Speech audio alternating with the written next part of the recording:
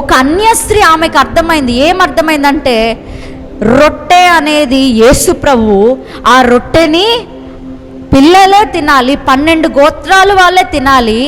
కానీ ఆ రొట్టె అయిన యేసు పైనుండి కిందకి వచ్చాడు. అంటే పైనుండి కిందకి ఆ రొట్టె పడింది. యూదులు తినట్లేదు కాబట్టి, 12 మంది పిల్లలు తినట్లేదు కాబట్టి పైనున్న రొట్టె కిందకి వచ్చింది. కింద పడినప్పుడు ఆ రొట్టె ఏమైంది? విరువబడింది. ఆ విరువబడిన రొట్టెను కుక్క పిల్లలు కూడా తినొచ్చు. హల్లెలూయా. సో ఆ సత్యం తెలుసుకుంది. దేవుడు వెంటనే అంటాడు, నీ విశ్వాసం నిన్ను స్వస్థపరిచేసింది, నువ్వు సమాధానంగా వెళ్ళు. హల్లెలూయా.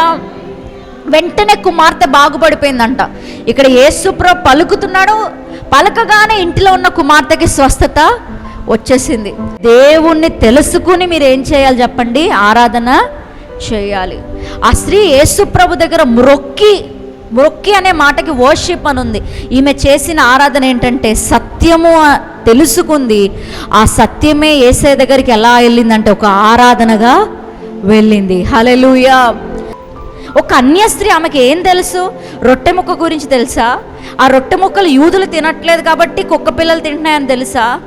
కానీ ఎంతటి వాక్య జ్ఞానం ఉందో ఈ స్త్రీకి ఆలోచించండి. హల్లెలూయా.